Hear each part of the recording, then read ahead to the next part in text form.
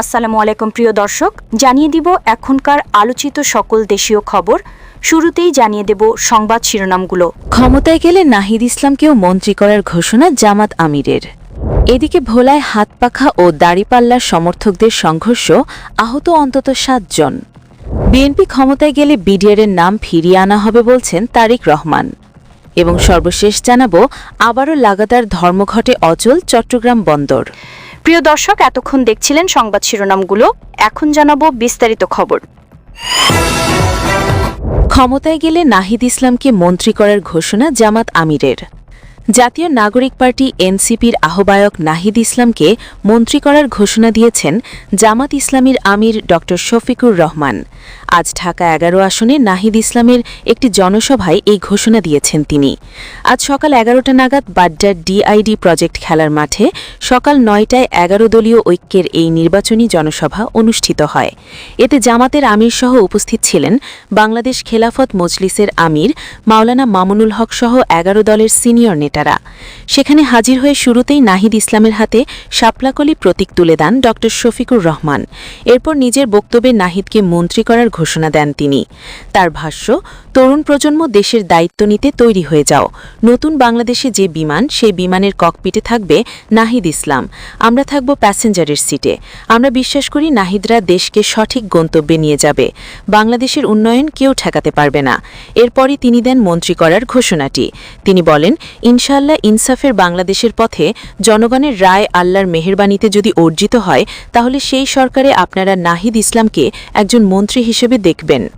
ভোলায় হাতপাখা ও দাড়িপাল্লা সমর্থকদের সংঘর্ষ, আহত অন্তত ৭ জন। ভোলার সদর উপজেলায় ইসলামী আন্দোলনের প্রার্থী ও জামাত ইসলামের প্রার্থীর সমর্থকদের মধ্যে সংঘর্ষের ঘটনা ঘটেছে। এতে উভয় পক্ষের অন্তত ৭ জন আহত হয়েছেন। গতকাল সকালে ভেলুমিয়া ইউনিয়নের ৩ নম্বর ওয়ার্ডের মধ্য বাগমারা গ্রামে ঘটনা ঘটে। এই ঘটনার প্রতিবাদে শনিবার রাতে ইসলামী আন্দোলন বাংলাদেশ শহরে বিক্ষোভ মিছিলের আয়োজন করে। মিছিলে অংশগ্রহণকারীরা জামাত ইসলামীর বিরুদ্ধে নানা স্লোগান দেন। প্রত্যক্ষদর্শীরা বলেন, পূর্ববিরোধে জের ধরে হাতপাখা সমর্থক মোহাম্মদ শফিকুল ইসলাম ও দাড়িপাল্লা সমর্থক আবু সাইদ ও তার ভাইয়ের মধ্যে কথা কাটাকাটির এক পর্যায়ে সংঘর্ষের সৃষ্টি হয়। এতে দুই পক্ষের ৭ জন আহত হন। আহত ব্যক্তিদের ভোলা সদর হাসপাতালে চিকিৎসা দেওয়া হচ্ছে।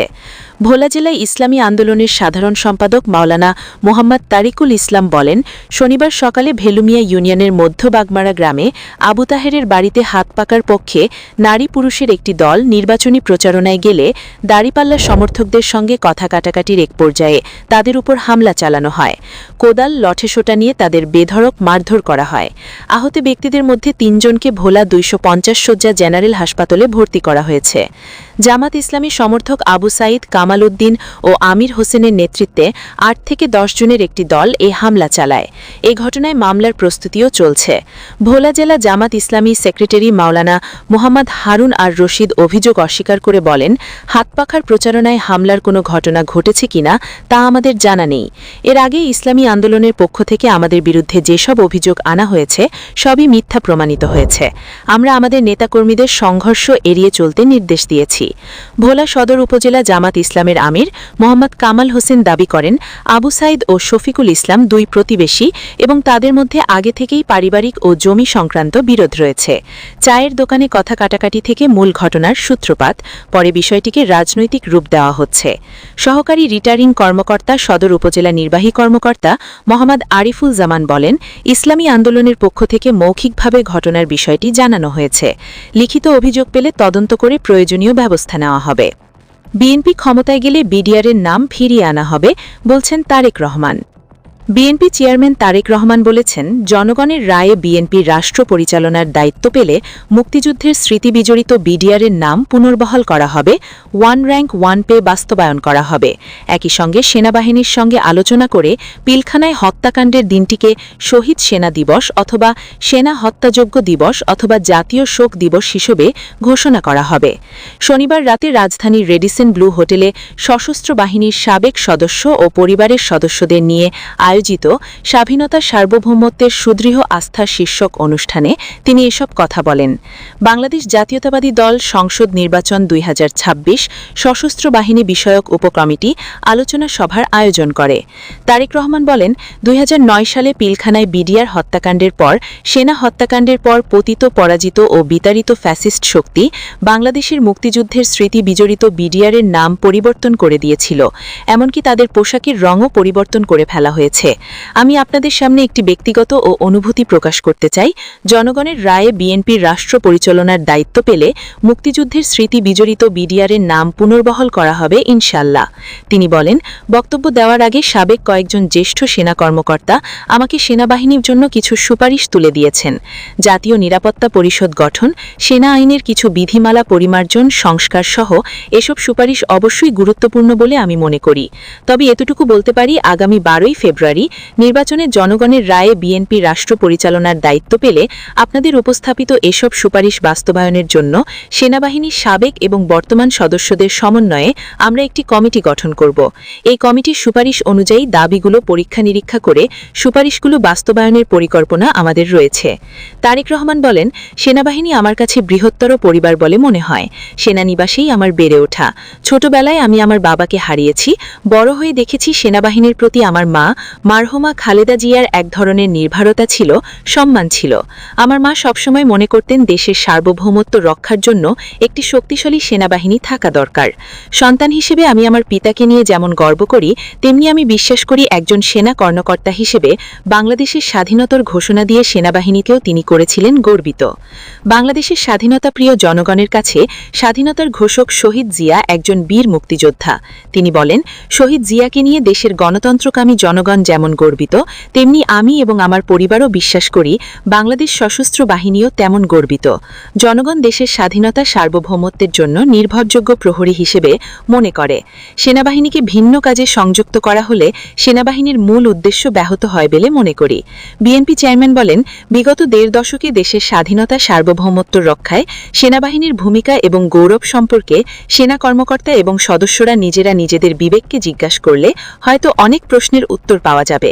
দেশ তাবেদার এবং অপশক্তির কবলে পড়ার পর দেশের গণতন্ত্র হরণ হয়নি শুধু, একই সঙ্গে দেশের স্বাধীনতা সার্বভৌমত্ব হুমকির মুখে পড়েছিল।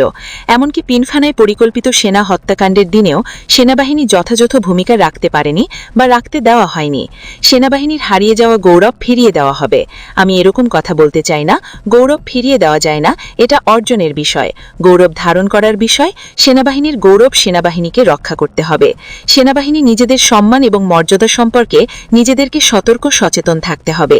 তিনি বলেন, তবে একটি রাজনৈতিক দল হিসেবে আমি কথাই বলতে পারি, জনগণের রায়ে বাংলাদেশ জাতীয়তাবাদী দল সরকার গঠনে সক্ষম হলে সেনাবাহিনীকে অবশ্যই রাজনৈতিক কোনো স্বার্থে ব্যবহার করতে দেওয়া হবে না।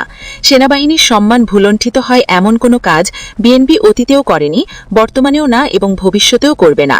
কারণ বিএনপি সবসময় বাংলাদেশের পক্ষের দল, বিএনপি সবসময় স্বাধীনতা সার্বভৌমত্বের পক্ষের শক্তি। রাজনৈতিক দল হিসেবে বিএনপি মাঠে শক্তিশালী থাকলে বাংলাদেশ শক্তিশালী থাকে। সেনাবাহিনীর গৌরব এবং মর্যাদাও অক্ষুণ্ণ থাকবে। সেনাবাহিনী অবশ্যই রাজনৈতিক সম্পর্কে সচেতন থাকবে, তবে রাজনীতিতে বিলীন হয়ে যাওয়া অবশ্যই উচিত হবে না। রাজনীতির চাদরে তাদের পেশাদারিত্ব যেন অবর্তিত হয়ে না যায়, সে ব্যাপারে সেনাবাহিনীর কর্মকর্তা এবং সদস্যদেরও সচেতন থাকা জরুরি। এ সময় মেজর মিজানুর রহমান উপস্থিত অবসরপ্রাপ্ত কর্মকর্তাদের উদ্দেশ্য করে বলেন, আগামী নির্বাচনে যে যেখানে আছেন জাতীয়তাবাদকে বিশ্বাস করে সবাই তারেক রহমানকে সাপোর্ট করবেন। গণতান্ত্রিক পথ বেছে নিতে কেউ ভুল করবেন না। তিনি তারেক রহমানকে উদ্দেশ্য করে বলেন, গত 17 বছর কি পরিমাণ নিপীড়ন নির্যাতনের শিকার হতে হয়েছে তা বলে বোঝানো যাবে না। গুলশানে আমার বাসার দরজা ভেঙে আমাকে আমার স্ত্রী সন্তানদের সামনে থেকে ছিনিয়ে নিয়ে যাওয়া হয়েছে। এই ট্রমা এখনো কাটিয়ে উঠতে পারিনি। জানি না এ বিচার কবে পাব। আমরা চাই একটি নিরাপদ বাংলাদেশ। আপনি দৃঢ় হলে আমাদের প্রত্যাশিত বাংলাদেশ আপনি গড়ে তুলতে পারবেন বলে বিশ্বাস করি। একই সঙ্গে ঢাকার 17 আসনে আপনি বিপুল ভোটে বিজয়ী হবেন। বিএনপি চেয়ারম্যানের প্রতিরক্ষা বিষয়ক উপদেষ্টা মেজর জেনারেল ফজলি এলাহি আকবর স্বাগত বক্তব্য দেন। এ সময় আরও উপস্থিত ছিলেন প্রেসিডেন্ট জিয়াউর রহমানের এডিসি হিসেবে কাজ করা কর্নেল হারুনুর রশিদ, মেজর জামাল। আবারও লাগাতার ধর্মঘটে অচল চট্টগ্রাম বন্দর। নিউমোরিং কন্টেনার টার্মিনালের পরিচালনার ভার আরব আমিরাত ভিত্তিক কোম্পানি ডিপি ওয়ার্ল্ডকে দেওয়ার সিদ্ধান্ত বাতিল সহ 4 দফা দাবিতে ফের লাগাতার ধর্মঘট শুরু করেছে চট্টগ্রাম বন্দর রক্ষা সংগ্রাম পরিষদ। সকাল 8টা থেকে বন্দরের শ্রমিক কর্মচারীরা কর্মবিরতি শুরু করেছে। বিভিন্ন জেটিতে সব ধরনের পণ্য কন্টেনার ওঠানামা বন্ধ রয়েছে। থেমে আছে পণ্য ডেলিভারি কার্যক্রম। সকাল থেকে বন্দরের ভেতরে কোনো ধরনের ট্রেলার বা পণ্য পরিবহনের ব্যবহৃত যানবাহন প্রবেশ করেনি। আন্দোলনকারী শ্রমিক নেতাদের বক্তব্য অনুযায়ী বন্দরের অপারেশনাল কার্যক্রম এক প্রকার বন্ধ হয়ে গেছে। আন্দোলনকারীরা অভিযোগ করেছেন প্রশাসন আন্দোলন দমাতে ভিন্ন পথ অবলম্বন করছে। বন্দর ও আশপাশের এলাকায় বিপুল পরিমাণ পুলিশ সেনাবাহিনীর সদস্য মোতায়েন রয়েছে। সংগ্রাম পরিষদের দুজনকে তুলে নেওয়া হয়েছে বলে তাদের অভিযোগ। বন্দর রক্ষা সংগ্রাম পরিষদের অন্যতম সমন্বয়ক মোহাম্মদ ইব্রাহিম খোকন বলেন, সকাল থেকে আমাদের ধর্মঘট চলছে, কোথাও কোনো কাজ হচ্ছে না। শ্রমিক কর্মচারীরা আন্দোলনের শতভাগ সমর্থন দিয়ে কাজে যোগ দেননি। আন্দোলন দমাতে বন্দর কর্তৃপক্ষ ভিন্ন পথ বেছে নিয়েছে মন্তব্য করে তিনি বলেন, শামসু মিয়া ও আবুল কালাম আজাদ নামে আমাদের দুজনকে আইন শৃঙ্খলা বাহিনীর সদস্যরা তুলে নিয়েছে বলে খবর পেয়েছি। এনসিটি পরিচালনার ভার ডিপি ওয়ার্ল্ডকে দেওয়ার সিদ্ধান্তের প্রতিবাদে 31শে জানুয়ারি থেকে কর্মবিরতির ডাক দেয় বন্দর জাতীয়তাবাদী শ্রমিক দল। পরে তারা বন্দর রক্ষা সংগ্রাম পরিষদের ব্যানারে আন্দোলন চালিয়ে যান। গত মঙ্গল প্রিয় দর্শক, এই ছিল এখনকার গুরুত্বপূর্ণ নিউজ। আরও গুরুত্বপূর্ণ নিউজ নিয়ে ফিরছি কিছুক্ষণের মধ্যে। নিউজগুলো সবার আগে দেখার জন্য এই চ্যানেলটি সাবস্ক্রাইব করে আমাদের সাথে থাকুন। ধন্যবাদ।